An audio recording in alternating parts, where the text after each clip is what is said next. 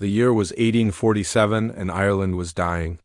What started as black spots on potato leaves had turned into something much worse.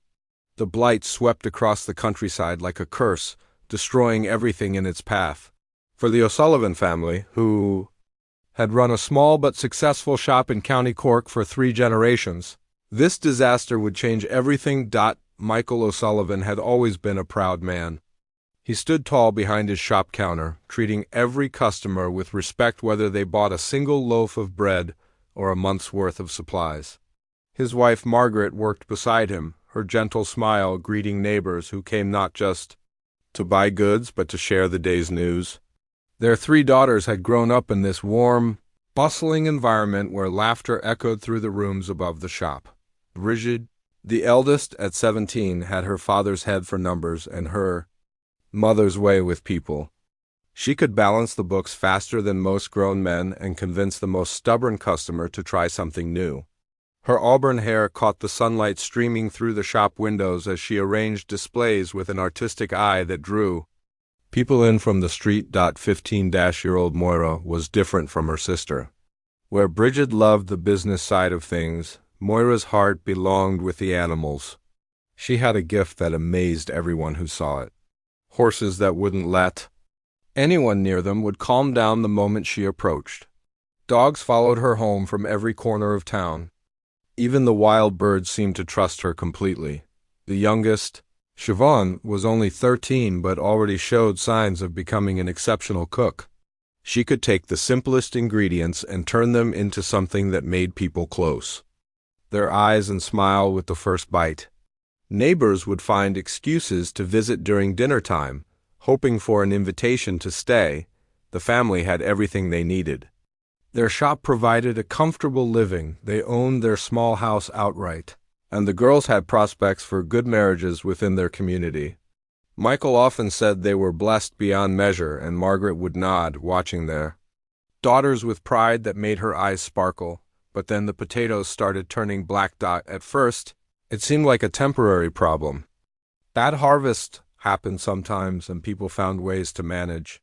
Michael tried to stay optimistic, telling his family that things would improve with the next season.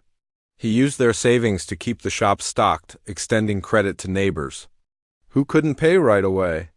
This was their community, after all, and neighbors helped each other through difficult times. As weeks turned into months, the situation grew desperate. The smell of rotting potatoes filled the air everywhere. Fields that should have been green with healthy plants looked like battlefields covered in black, twisted vines. People who had never known real hunger began to understand what it meant to go to bed with empty stomachs. Michael's shop, once busy with customers, became quieter each day. People had no money to spend, and even those who did found that supplies were becoming impossible to get. The roads that used to bring regular deliveries of goods from other parts of Ireland now carried only bad news and desperate travelers looking for food. The family started eating smaller portions. Margaret would quietly give most of her food to her daughters, claiming she wasn't hungry. Michael began walking to distant towns, trying to find supplies for his shop, but returned each time with less and less. The sparkle in his eyes started to fade, replaced by worry lines that seemed to deepen every day. Winter arrived early and stayed late. The cold made everything worse. People who were already weakened by hunger became sick more easily. The sound of coughing could be heard from every house in town. Families who had been prosperous just months before were now burning furniture to stay warm because they couldn't afford coal. Michael tried everything he could think of. He sold his horse, then his cart, then pieces of furniture from their home. He let go of the helper who had worked in their shop for 5 years, a decision that broke his heart because he knew the man had a family to feed too. Still, it wasn't enough. The landlord, an Englishman who lived far away and had never set foot in County Cork, didn't care about potato blights or starving tenants. His representatives came regularly, demanding rent money that simply didn't exist. They were polite but firm, explaining that business was business and that emotions couldn't change the terms of legal contracts. Michael aged 10 years in the span of 6 months. His shoulders, once proud and straight, began to curve forward under the weight of responsibility he couldn't carry. He would sit at his desk in the evenings, staring at account books that no amount of careful calculation could balance. Margaret would find him there in the mornings, having fallen asleep over numbers that told the same story every time. The fever came in spring.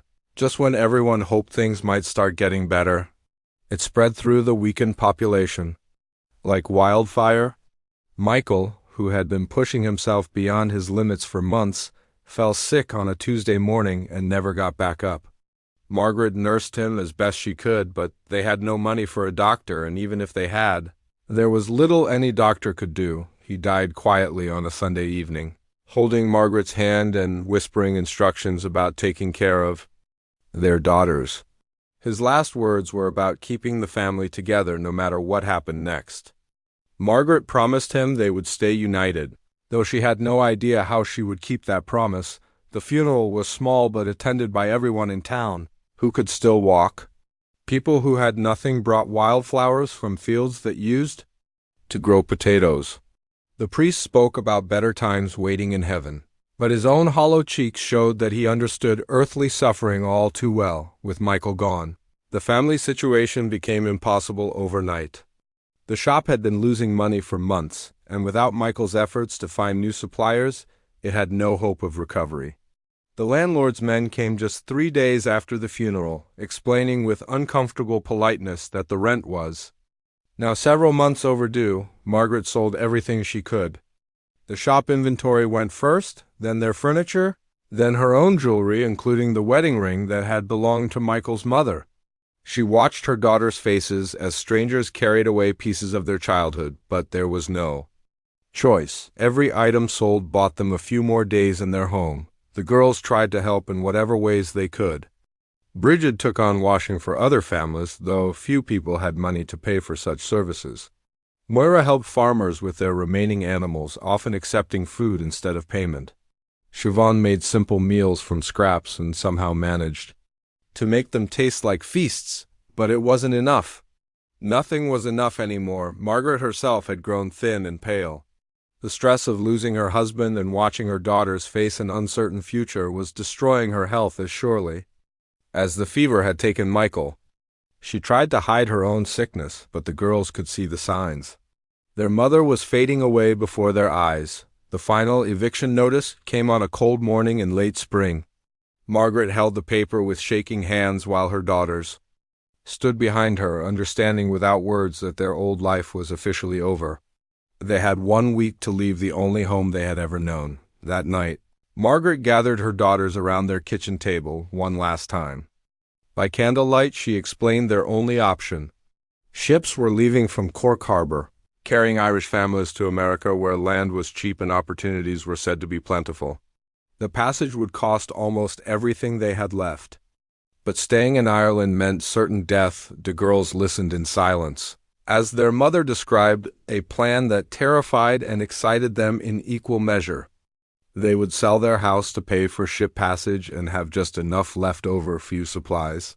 In America, they would start completely over, but at least they would be alive and together. None of them slept much that last week. They spent their days packing the few belongings they could carry and saying goodbye to neighbors who were facing their own impossible choices.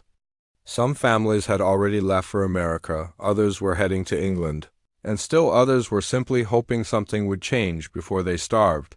On their final morning in the house where all 3 girls had been born, Margaret stood in the empty rooms and cried quietly while her daughters held each other's hands.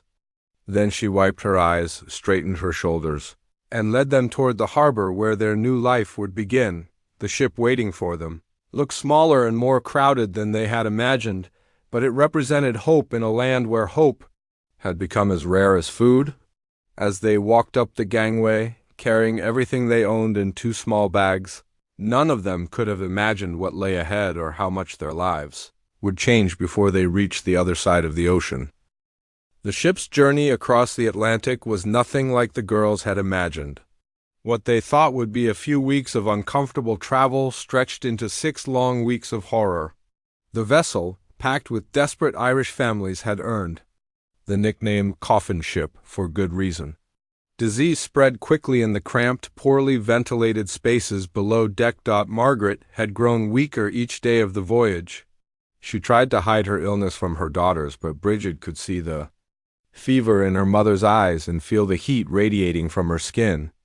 Moira and Siobhan took turns sitting with their mother, wiping her forehead with damp cloth and trying to get her to eat the meager rations provided by the ship's crew. The three sisters slept pressed together on a narrow wooden shelf that served as their bed, listening to their mother's labored breathing and the constant groaning of other sick passengers around them. Children cried through the night and adults whispered prayers in languages the girls didn't understand.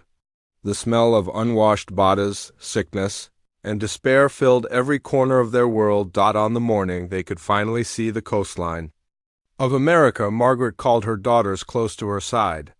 Her voice was barely a whisper, but her words were clear and urgent. She made them promise to stay together no matter what happened, to take care of each other, and to never forget they were O'Sullivan girls with dignity and strength. She pressed a small cloth bundle into Bridget's hands, containing the last of their money and her own mother's silver thimble, the only valuable thing she had left. Margaret died that afternoon, just hours before the ship docked at Ellis Island. The girls held her hands as she slipped away, surrounded by the sounds of celebration from other passengers who had survived the journey. They wrapped her body in their one spare blanket and said goodbye to the woman who had given them life and love and hope for a better future. The ship's crew, anxious to unload passengers and prepare for their return journey, showed little sympathy for three grieving girls. They were told their mother would receive a proper burial, but the sisters never learned where or when. They walked down the gangway into New York Harbor carrying their small bag of belongings and hearts full of sorrow. Ellis Island was chaos. Hundreds of immigrants moved through lines, answering questions from officials who spoke too fast and seemed impatient with anyone who didn't understand English perfectly. Bridget, who had learned some English from traveling merchants back in Ireland, tried to answer for all three sisters, but the strain of grief and exhaustion made it difficult to think clearly. When officials asked about their destination and who would be responsible for them, the girls had no answer. They had planned to figure that out once they reached America, but now they stood alone in a strange land with no family, no friends, and very little money. An official stamped their papers and pointed them toward the exit, where they joined crowds of other confused and frightened newcomers. New York City in 1847 was overwhelming for three girls who had never seen buildings taller than 2 stories. The noise, the smells, the endless stream of people speaking different languages, the horse-drawn carriages racing through streets, it all felt like a nightmare. They walked for hours, carrying their bag and looking for somewhere safe to spend.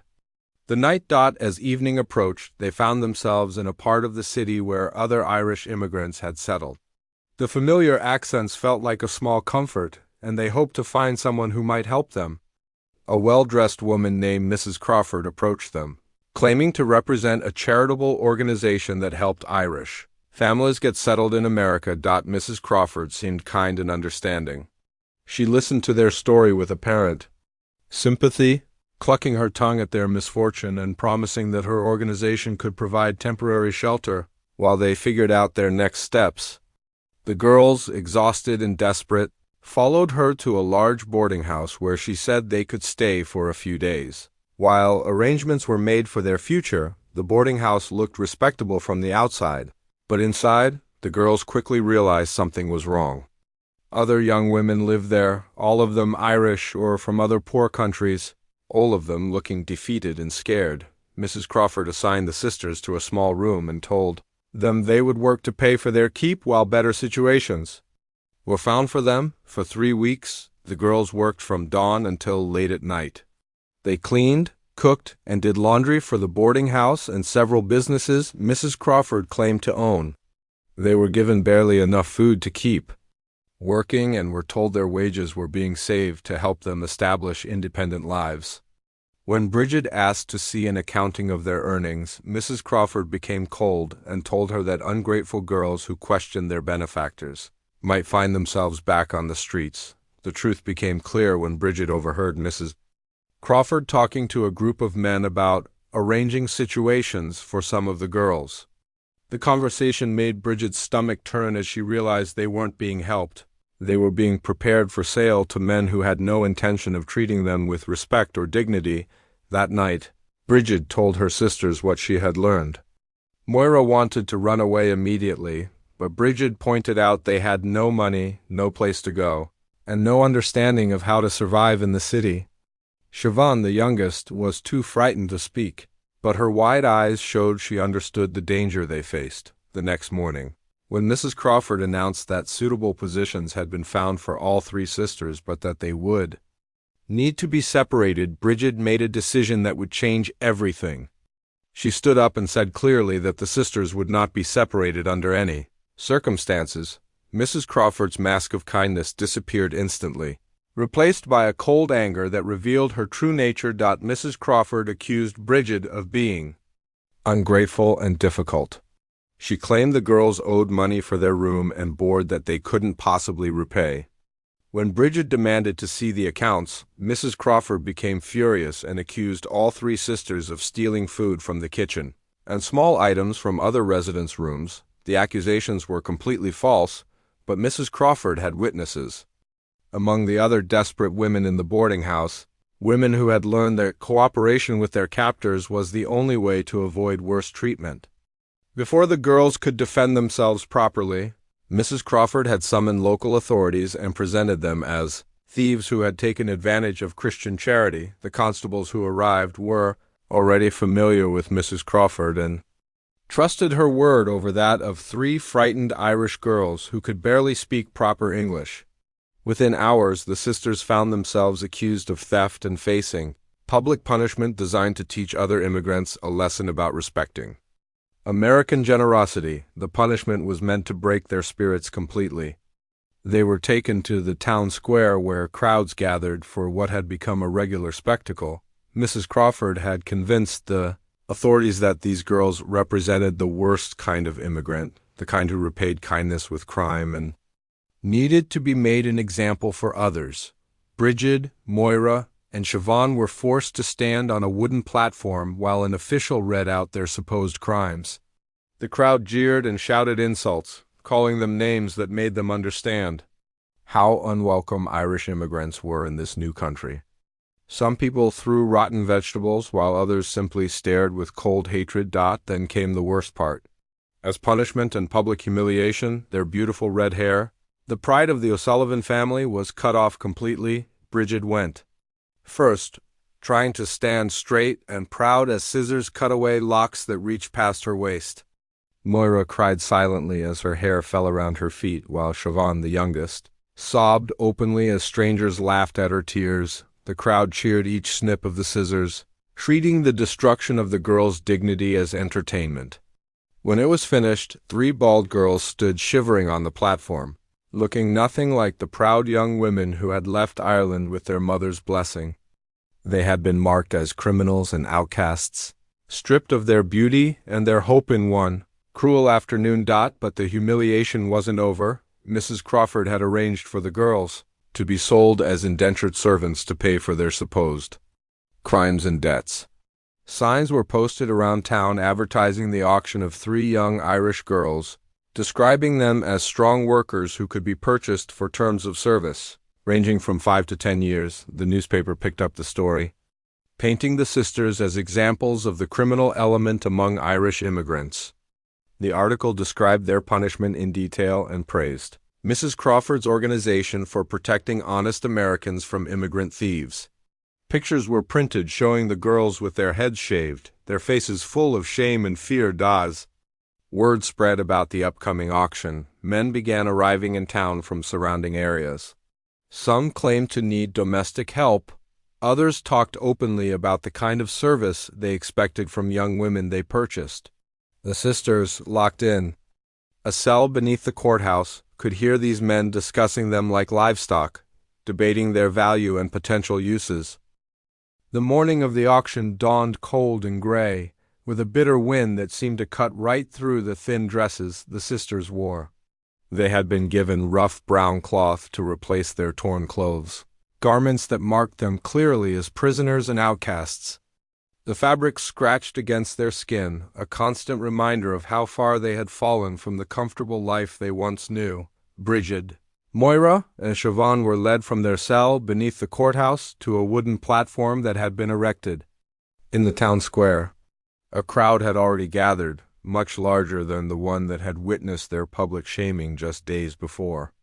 Word of the auction had spread throughout the region, drawing men from farms and towns within 100 miles of the city.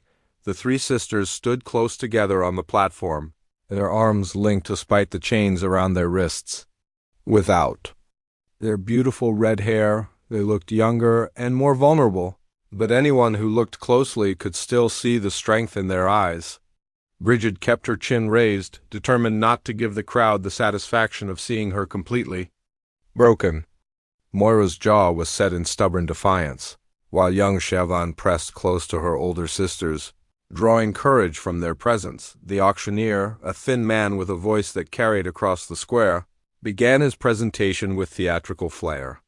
He described the sisters as strong workers who had been properly disciplined and were now ready to serve faithful masters. He emphasized their youth and health, walking around them like they were livestock at a county fair.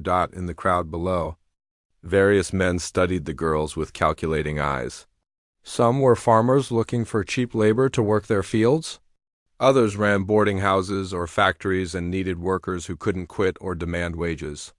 But there were also men whose intentions were clearly much worse, men who whispered among themselves about the particular advantages of owning young women who had no legal protection. One such man, a heavy-set fellow with gold teeth and expensive clothes, pushed his way to the front of the crowd. He owned several saloons and gambling houses and was known for the kind of entertainment he provided to his customers. He looked at the sisters with obvious hunger, already calculating how much money he could make from them once their legal terms of service ended and they became completely his property. Another bidder was a factory owner, who worked his employees 14 hours a day in dangerous conditions. He had been through several sets of indentured workers already, most of whom had suffered serious injuries or died from the unsafe working conditions. He sold the sisters as replacement parts for his human machinery, nothing more valuable than the equipment in his factory. Standing near the back of the crowd, almost hidden behind the other bidders, was a man who seemed different from the rest. Samuel Morrison was tall and lean, with gray streaks in his dark hair and eyes that looked like they had seen both great joy and deep sorrow. His clothes were simple but well made, the kind worn by someone who worked hard but had earned respect through honest labor. Morrison had traveled over 1,000 miles from his ranch in Montana Territory, not to buy servants but to deliver cattle to buyers in the eastern states. He had planned to conclude his business and return home immediately, but news of the auction had reached him through conversations in the hotel where he was staying. Something about the story troubled him enough that he felt compelled to see for himself what was happening. As he watched the proceedings, Morrison's expression grew darker. He had expected to see hardened criminals being punished for serious crimes, but what he saw instead were three young girls who looked more frightened than dangerous. Their youth, their obvious fear, and the way they clung to each other reminded him painfully of his own daughter, who had died of fever along with his wife 5 years earlier. The auctioneer began the bidding at $50 for all three sisters, together, emphasizing that they came as a matched set of workers who had already proven they would support each other through difficult times. The saloon owner immediately bid $75, his gold teeth glinting as he smiled at the thought of his future profits. The factory owner countered with $100, explaining loudly that he needed workers who could handle the physical demands of industrial labor. Other men joined the bidding, each one seeming worse than the last to anyone who cared about the sisters' welfare. Morrison listened to the bidding with growing disgust. He could hear the real intentions behind the men's words, could see the way they looked at the girls, and understood exactly what kind of life awaited these young women no matter who won. The thought of his own daughter facing such a fate made his hands clench into fists. As the bidding continued, Morrison studied the sisters more carefully. Despite their obvious fear and humiliation, they maintained their dignity. Brigid, the eldest, kept scanning the crowd with intelligent eyes, clearly trying to assess which bidder might be the least dangerous. Moira stood protectively in front of her youngest sister, ready to fight despite the hopelessness of their situation. Young Siobhan, though clearly terrified, had not broken down completely. Drawing strength from her sister's courage, there was something about their bond, their refusal to be completely crushed by their circumstances, that reminded Morrison not just of his own family, but of the values his late wife had taught him about treating all people with dignity and respect. She had often said that you could judge a person's character by how they treated those who had no power to help or harm them. The bidding had reached $200 when the saloon owner made a comment that cut through Morrison like a knife. He described in crude detail exactly what kind of work the girls would be doing in his establishment, making it clear that their legal status as indentured servants would provide no protection from the worst kinds of exploitation. Several men in the crowd laughed at his words while others nodded approvingly. The auctioneer, more interested in driving up the price than protecting the girls' welfare, encouraged the saloon owner to elaborate on his plans. The factory owner, not to be outdone, described how his previous workers had learned to be grateful for any treatment that kept them alive and productive. Morrison had heard enough. He pushed through the crowd toward the front, his jaw set with determination. The other bidders noticed him approaching and sized him up as potential competition. His clothes marked him as a man of some means, but his weathered hands and sun-darkened skin showed he was no city gentleman with more money than sense. When Morrison reached the front of the crowd, he didn't say anything at first. He just looked up at the three sisters on the platform, meeting their eyes with an expression that was neither predatory nor calculating. For the first time since the auction began, the girls saw someone looking at them like they were human beings. Rather than property to be purchased, the auctioneer, sensing a new player in the game, called for higher bids. The saloon owner offered $250, confident that no one would challenge his price for what he considered damaged goods. The factory owner countered with $275, bragging about how quickly he could break in new workers. Morrison waited until the bidding seemed to slow, then raised his hand and called out in a clear, strong voice, $500. The crowd fell silent. $500 was more money than most of the men present made in 2 years. It was an enormous sum to pay for 3 indentured servants, especially ones who had been marked as troublemakers. The other bidders stared at Morrison in shock, trying to understand what kind of work he had in mind that would justify such an investment. The saloon owner recovered first, his greed overcoming his surprise. He countered with $550, but his voice showed strain. Morrison immediately responded with $600, his tone calm and matter-of-fact, as if he were bidding on cattle rather than human lives. The factory owner dropped out, shaking his head at what he considered wasteful spending. Other potential bidders began to withdraw as well, recognizing that they were competing against someone with much deeper pockets than they had expected. The saloon owner made one final desperate bid of $625, but Morrison's response of $700 ended the competition completely. No one in the crowd was prepared to match such a sum, and the auctioneer, delighted with the unexpected windfall, declared Morrison the winner. As Morrison approached the platform to claim his purchase, the sisters braced themselves for whatever new horror awaited them. They had heard his voice but couldn't see his face clearly from their position above the crowd. All they knew was that someone had paid an enormous amount of money for them, which suggested either great wealth or terrible intentions. When Morrison climbed the steps to the platform, the girls got their first close look at their new owner. His face was serious but not cruel, and his eyes held something they hadn't seen from any other bidder. Genuine concern for their welfare rather than calculation about their usefulness. Morrison approached them slowly, recognizing their fear and wanting to avoid making it worse. When he spoke, his voice was quiet enough that only they could hear him over the noise of the departing crowd. The wagon that Samuel Morrison had prepared for their journey west was unlike anything the three sisters had expected. Instead of the rough farm cart they had imagined, he had arranged for a sturdy covered wagon with thick canvas sides and a soft layer of hay covered with clean blankets. There were provisions carefully packed in wooden crates and water barrels secured to the sides. Enough supplies for what Morrison explained would be a 3-week journey across the country before they left the town. Morrison made an unexpected stop at a general store. He emerged carrying packages wrapped in brown paper, which he handed to each of the sisters without explanation. Inside, they found simple but well-made dresses in deep blue cotton, along with warm shawls, proper undergarments, and sturdy shoes that actually fit their feet. There were also bonnets to cover their shaved heads and protect them from the sun during the long journey ahead. Bridget fingered the soft fabric of her new dress, unable to remember the last time she had worn anything that wasn't torn or stained. Moira held her shawl against her cheek, marveling at its warmth and softness. Young Siobhan simply stared at her new shoes, tears running down her face as she realized someone had cared enough to make sure she was properly dressed. Morrison gave them privacy to change their clothes in the back of the wagon, then waited patiently while they emerged looking more like respectable young women than the prisoners they had been just hours before.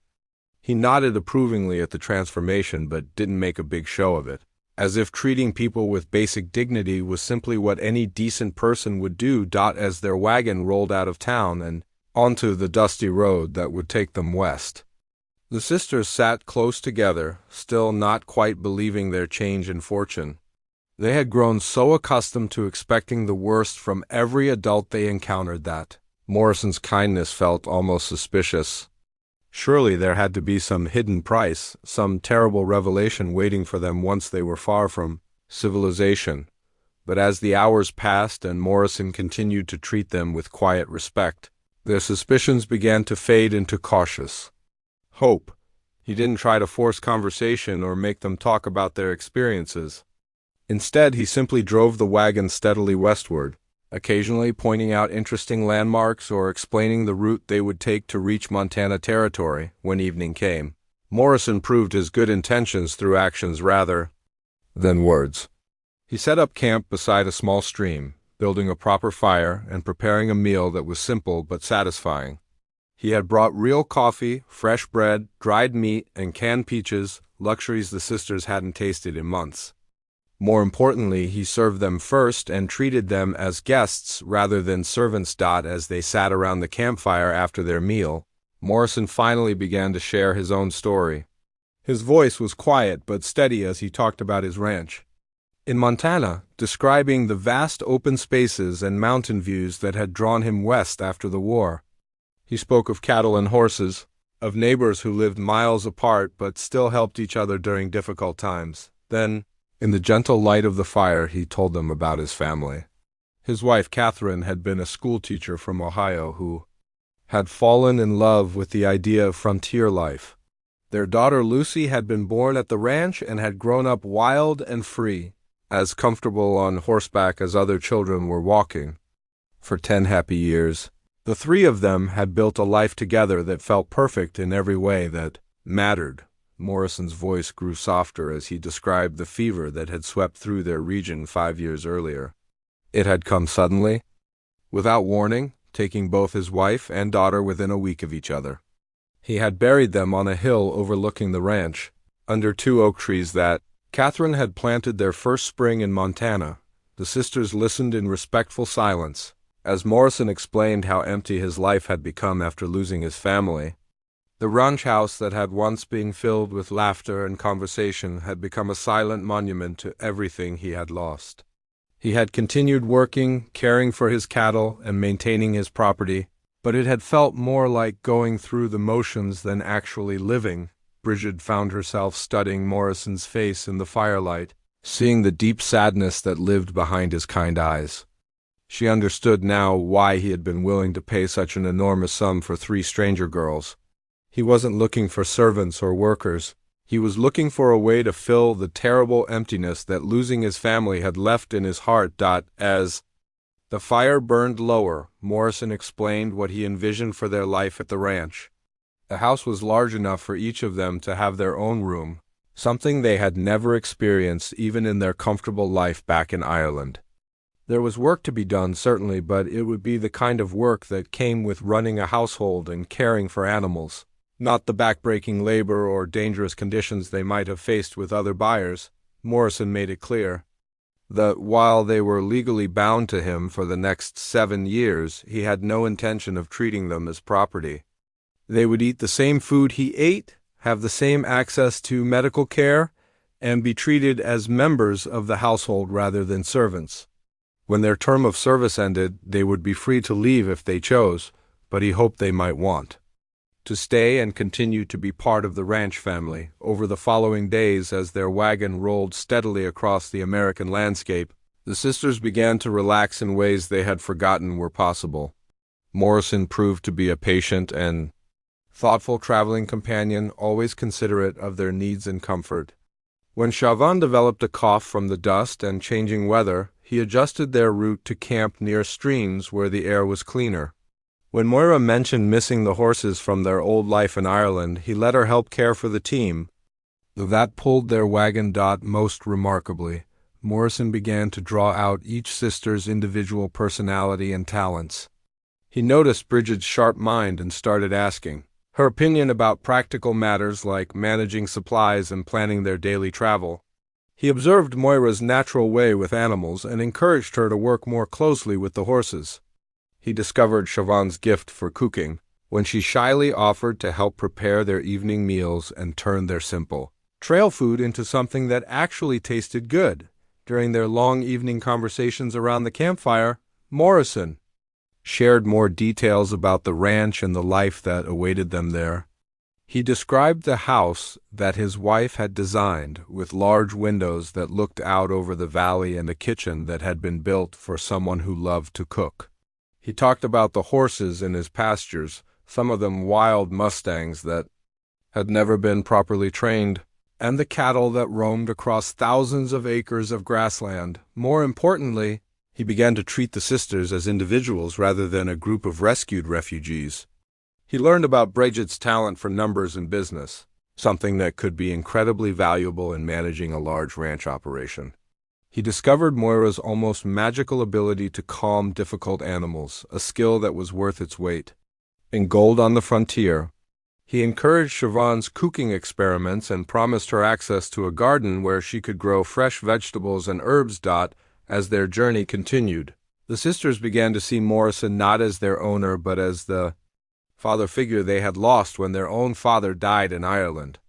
He protected them without making them feel helpless, guided them without treating them like children, and most importantly, he respected their bond as sisters while also recognizing each of them as individuals with their own strengths and dreams.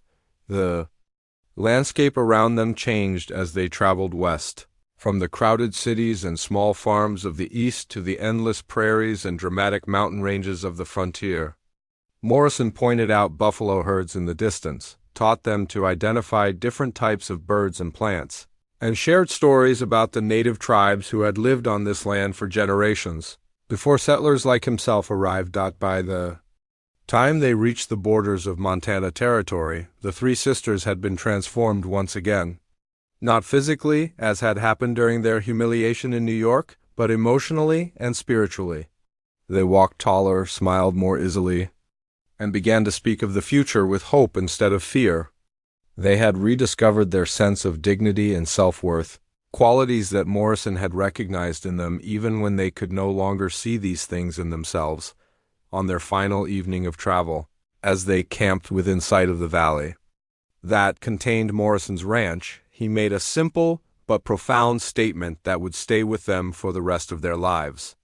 Looking at the three sisters gathered around their campfire, hair growing back in soft curls around their faces and eyes bright with anticipation for tomorrow, he said quietly that rescuing them had saved his life as much as he had saved theirs. The next morning, as their wagon rolled down into the valley toward the house that would become their new home, all four of them understood that they were no longer strangers thrown together by circumstance. They had become a family, bound not by blood or legal obligation, but by mutual respect, shared experience, and genuine affection that had grown stronger with every mile of their journey together. 2 years had passed since that life-changing wagon ride across the American frontier, and the transformation was nothing short of miraculous. The three sisters who had once stood on an auction block as humiliated prisoners now moved through their daily lives with confidence and purpose that amazed everyone who met them. The ranch house had become a place of warmth and laughter again, something Samuel Morrison had never expected to experience after losing his first family. Every morning, he woke to the sounds of activity in the kitchen where Siobhan had already started preparing breakfast, often experimenting with new recipes that combined traditional Irish dishes with ingredients she had discovered in their Montana Valley. Bridget had surprised everyone, including herself, by becoming Morrison's business partner in every sense of the word. Her natural talent with numbers had blossomed into a complete understanding of ranch economics, cattle markets, and land management. She could calculate the cost of winter feed, predict the best times to sell cattle, and negotiate with buyers who traveled hundreds of miles to purchase Morrison's prize-winning livestock. The ledger books that Morrison had once struggled with alone were now Bridget's domain, and under her careful management, the ranch had become the most profitable operation in the territory. She had convinced Morrison to expand their cattle herds, invest in better breeding stock, and establish trade relationships with buyers as far away as Chicago. Her business letters were models of clarity and professionalism that impressed hardened cattle buyers who had never expected to deal with a young Irish woman. More remarkably, Bridget had transformed from the frightened girl who had tried to protect her sisters on that terrible auction platform into a confident woman who commanded respect in a world dominated by men. When she rode into town for business meetings, wearing a proper riding habit with her red hair now grown past her shoulders and pinned up in an elegant style, people stopped what they were doing to watch her pass. Moira had found her calling with the horses in ways that seemed almost magical to anyone who witnessed her work. Morrison's ranch was now famous throughout Montana Territory for having the finest trained horses anywhere on the frontier. Word had spread about the young Irish woman who could take a wild Mustang that had never been touched by human hands and turn it into a gentle, reliable mount within a matter of weeks. Her reputation had grown to the point where people traveled from neighboring states to buy horses trained by Moira O'Sullivan. She had developed techniques that were gentler than traditional methods, based on understanding and patience rather than force and intimidation.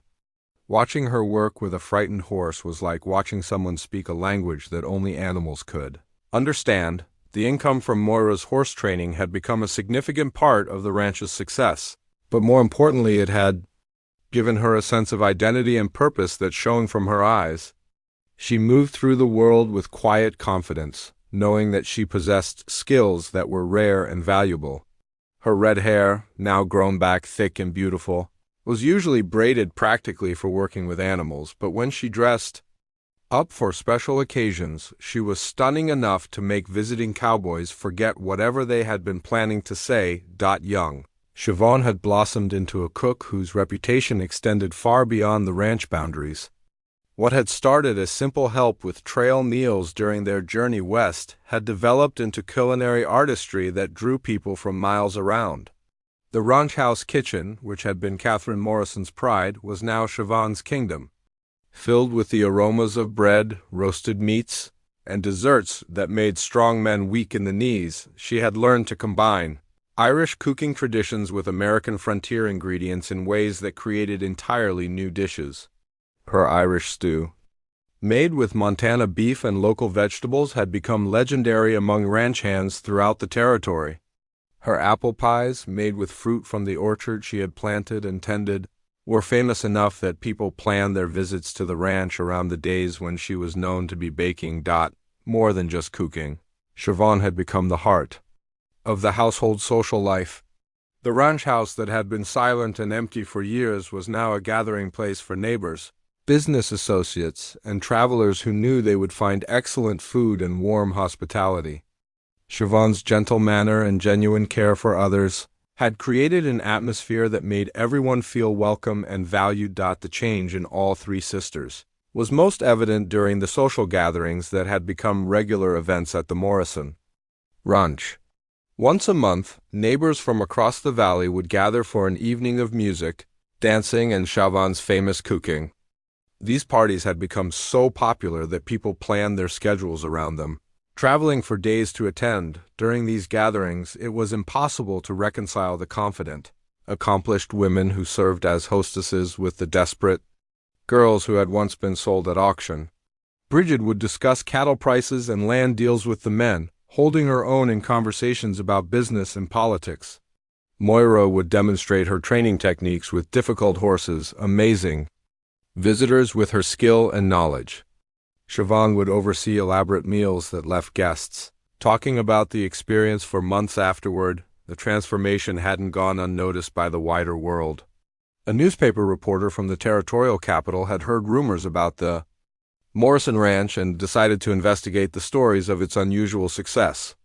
When he arrived expecting to write about innovative cattle ranching techniques, he discovered something much more interesting. The reporter, a seasoned journalist who had covered everything from Indian wars to gold rushes, was completely unprepared for what he found at the Morrison Ranch.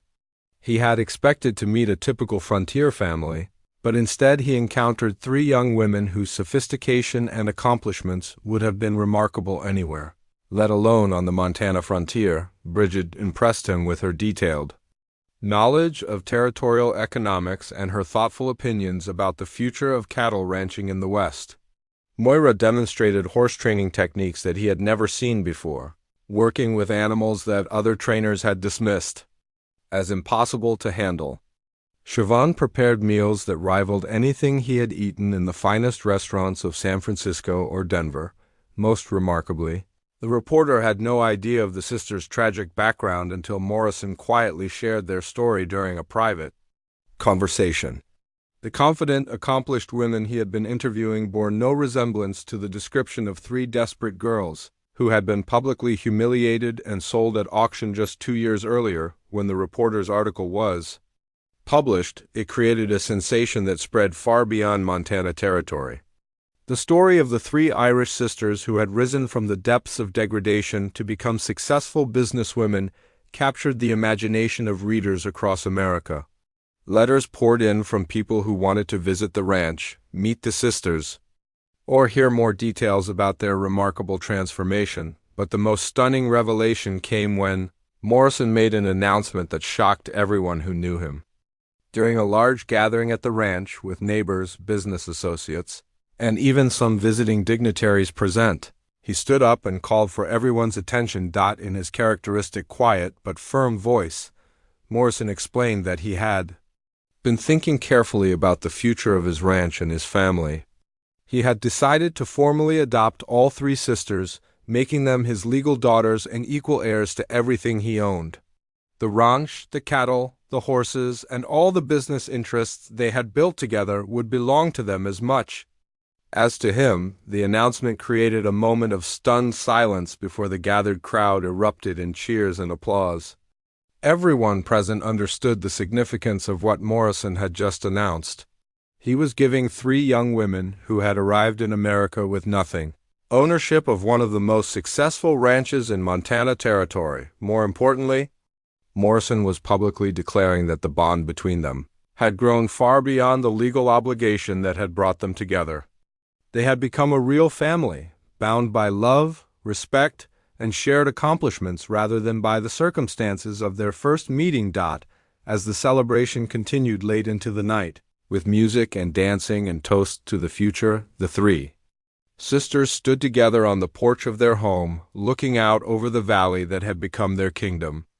Their red hair, now long and beautiful again, caught the light from the house windows behind them. Their faces, once marked by fear and desperation, now glowed with confidence and contentment. Bridget, now recognized as one of the shrewdest businesswomen in the territory, had already begun making plans for expanding their operations into new areas. Moira, whose reputation as a horse trainer had spread to neighboring territories, was considering opening a formal training school for others who wanted to learn her methods.